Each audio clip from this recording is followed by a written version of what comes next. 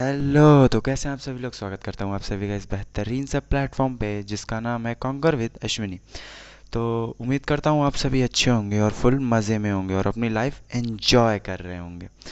तो जैसा कि मैंने कल की वीडियो में बताया था, गोल्ड का एनालिसिस दिया था, तो कल मैंने बताया आप सभी को कि मैं कल यानी संडे के दिन यानी आज 3 मई को आपको US30 का एक बेहतरीन सा एनालिसिस लेके आऊँगा। तो चलिए बिना किसी देरी के शुरू करते हैं US30 का एनालिसिस। तो पहले हम यहाँ पे US30 को सेलेक्ट करेंगे एंड ओपन करेंगे। तो पहले हम एनालिसिस स्टार्ट करेंगे 1 डे के टाइम फ्रेम से। तो 1 डे के टाइम फ्रेम से अगर हम एनालिसिस स्टार्ट करें तो हमें क्या दिख रहा है।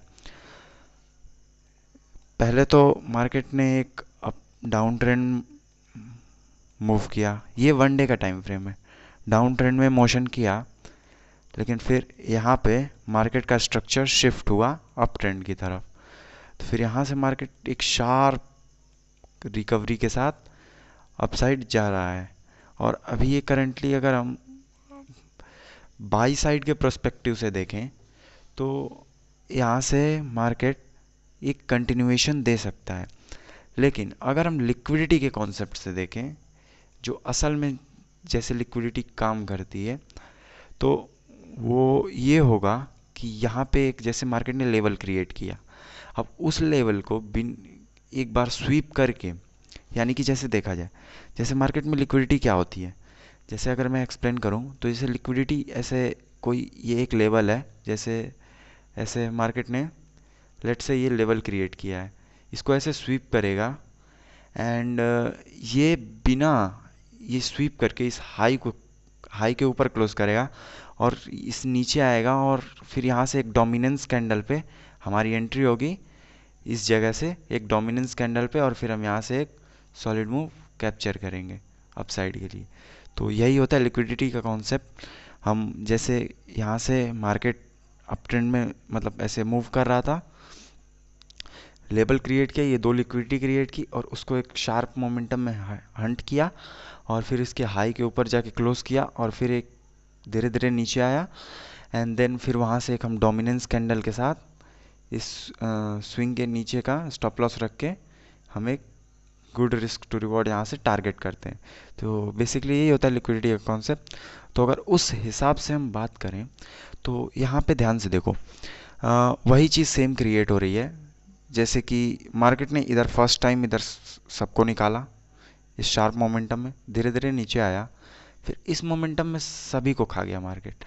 अभी अगर मार्केट को डाउन ट्रेंड कंटिन्यू करना है तो फिर इस लेवल को मार्केट कभी ख़त्म करेगा ही नहीं। ये जो लेवल है, ये जो मैं मार्क कर रहा हूँ, ये वाला लेवल, ये वाला, ये वाला,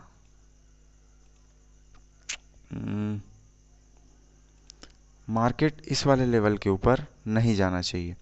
अगर मार्केट इसके ऊपर सस्टेन करता है देन फिर ये ट्रेंड पूरा रिवर्स हो जाएगा। अगर हम US30 को देखें तो ये करेंटली ऑल टाइम हाई के आसपास है। यहाँ से एक शॉर्ट करेक्शन आ सकता है, और वो भी कहाँ तक के लिए मैं बताता हूँ आप सभी को। देखो, शॉर्ट करेक्शन आएगा कहाँ तक, इस लेवल तक। अगर करेक्शन भी आना रहेगा तो मार्केट इस लेवल तक ज़रूर आएगा। क्यों? क्योंकि यहाँ पे इसे कोई बायर ने यहाँ पे नहीं ढकेला है। ये लिक्विडिटी से, मतलब यहाँ पे जितने लोगों के भी इधर एसएल पड़े थे पिछले 5-6 दिनों में, मार्केट साइडवेज था, तो इन सभी को निकालने गया है। अगर ध्यान से देखा जाए तो जैसे कि इधर सभी लोगों के एसएल पड़े थे, अभी एक भी बार हंट नहीं हुए थे, और यहाँ पे सभी को एंटर करा दिया और हैवी क्वांटिटी में, फिर तुरंत सभी को निकाल के और फिर यहाँ से एक न्यू डाउन साइड का मूव स्टार्ट हो सकता है यहाँ के लिए। फिर यहाँ पे आने के बाद हमको पता चलेगा कि फिर हमको नेक्स्ट ट्रेड कैसे लेना है। यहाँ पे आने के बाद फिर हम अपना प्रोस्पेक्टिव डिसाइड करेंगे।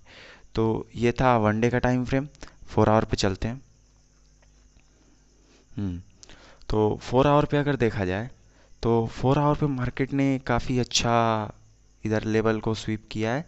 लेवल को स्वीप करके काफ़ी अच्छा डोमिनेंस रेड कैंडल क्लोज किया है, और वो भी अपर विक के साथ। जब भी कोई भी कैंडल जैसे मान लो ऐसे बनती है तो ये जैसे डोमिनेंस कैंडल हो गई ना, तो अगर ये अपर वीक के साथ बन रही है, मीन्स बायर ने पहले जोर लगाया, फिर बायर हार गया।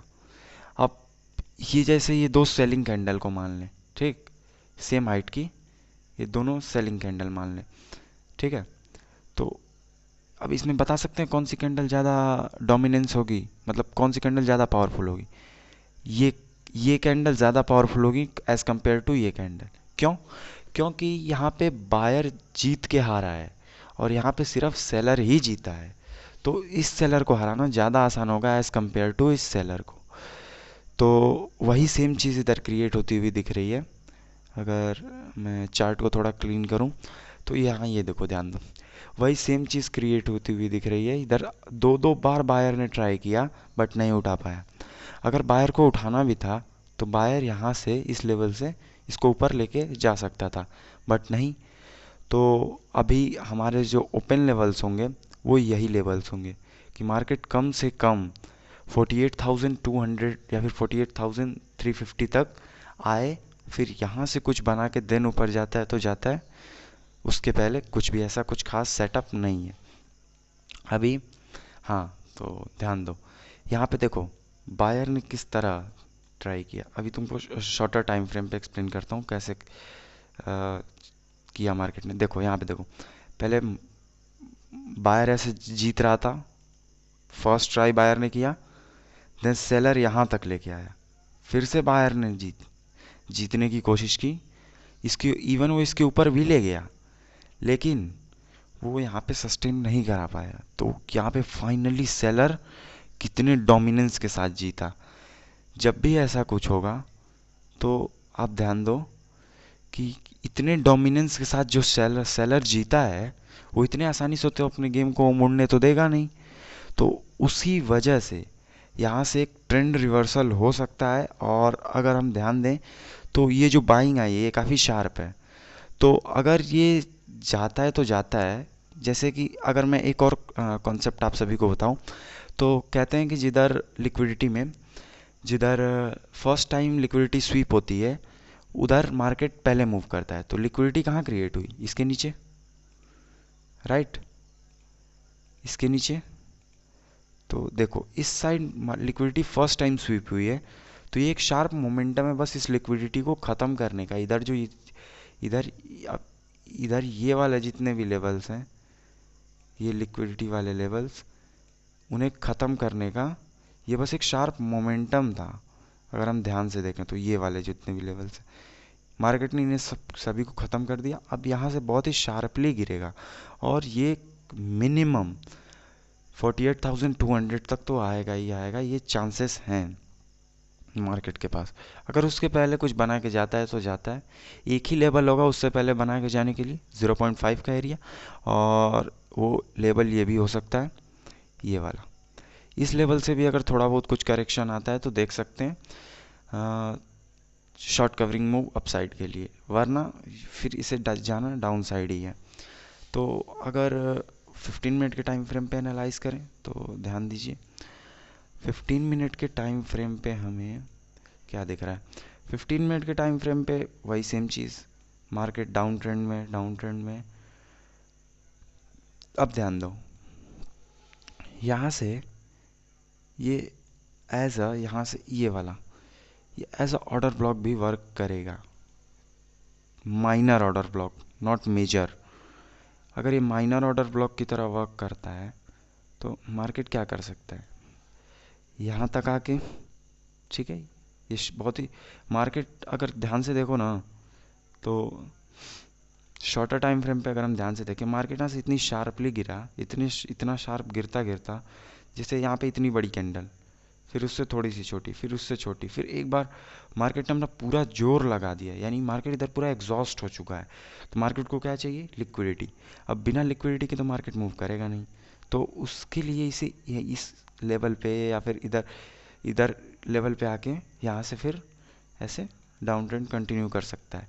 बट यहाँ से ऐसे नहीं करेगा। क्यों? क्योंकि मार्केट यहाँ पे पूरा एग्जॉस्ट हो चुका है। तो मार्केट को इधर एक लिक्विडिटी चाहिए, और लिक्विडिटी के लेवल्स हैं ये, जैसे देखो ये वाले लेवल्स, ये वाले। हो सकता है मार्केट इधर तक आके फिर वहाँ से डाउन मूव करे। मतलब ओवरऑल प्रोस्पेक्टिव हम जो मंडे को रखेंगे यानी कि 4 मई को रखेंगे, ओवरऑल प्रोस्पेक्टिव वो हम अप साइड का ही डाउन साइड का ही रखेंगे, क्योंकि US 30 यहाँ पे एक लिक्विडिटी हंटिंग आई है, तो हो सकता है कि ये यहाँ से डाउन मूव आ जाए। और अगर 5 मिनट पे देखें तो वही सेम चीज़, 5 मिनट पे यहाँ पे लिक्विडिटी ख़त्म हो चुकी है, ठीक है। तो एक चीज़ ध्यान रखिएगा, ये बड़े टाइम फ्रेम पे नहीं पता चलती है, लेकिन शॉर्टर टाइम फ्रेम पे देखो 5 मिनट पे, 5 मिनट पे अगर मार्केट इस लेवल के ऊपर जाता है, एक बात ध्यान रखना, हमारे लिए एक रेड जोन मैं मार्क कर देता हूँ, ये वाला एरिया, ये वाला मार्केट 49,650 के ऊपर, 49,650 लेवल याद रखिएगा, 49,650 के ऊपर मार्केट नहीं क्लोज करना चाहिए एक भी candle. As a liquidity hunt आता है तो आके उससे पहले या फिर इससे पहले कहीं गिर जाना चाहिए मार्केट को। अगर मैं 0.5 का एरिया देखूं फिब से, अगर मैं इसका 0.5 एरिया, तो इस लेवल से भी या तो मार्केट ऐसे आके इधर तक आया, अब इस लेवल की लिक्विडिटी यहाँ तक लिक्विडिटी ख़त्म करके और फिर यहाँ से गिर जाए, राइट। या तो मार्केट यहाँ से गिर जाए 0.5 वाले एरिया से, इन सारे लेवल्स की लिक्विडिटी ख़त्म करके। अब या तो मार्केट एक और प्रोस्पेक्टिव चेंज कर सकता है कि इधर तक आया फिर यहाँ से जाए और इस लेवल से फिर गिर जाए। और अगर इसके ऊपर मार्केट चला जाता है, इसके बीच में हमारा नॉट रेड जोन होगा, यहाँ पे कुछ हम प्रोस्पेक्टिव डिसाइड नहीं कर पाएंगे। अगर इसके ऊपर जाता है देन हम फिर यहाँ से बुलिश हो जाएंगे, और अगर ऊपर कहीं कुछ हमें दिखता है तो फिर वहाँ से हम थोड़ा शॉर्ट करने का ट्राई करेंगे, बट इसके ऊपर फिर हम बुलिश हो जाएंगे। क्यों? क्योंकि यहाँ पे लिक्विडिटी हंट आ चुका है। जब लिक्विडिटी के ऊपर मार्केट कैंडल क्लोज कर देता है तो फिर वहाँ से हमारा प्रोस्पेक्टिव चेंज हो जाता है, ठीक है। तो अगर ध्यान दें तो यही है लेवल्स, एक बार लेवल्स को ध्यान से देख लीजिए। यहाँ से हम यहाँ से शॉर्ट साइड प्लान करेंगे, इसके ऊपर हम बाई साइड का व्यू रख लेंगे, और ये हमारा टॉप हो गया, लिक्विडिटी एंड का टॉप, और फिर यही चीज़, यही लेवल्स हैं, और मार्केट एट द एंड इस लेवल तक आ सकता है 48,300, राइट। तो this was my day, thank you very much, signing off with this is Ashwini, thank you very much.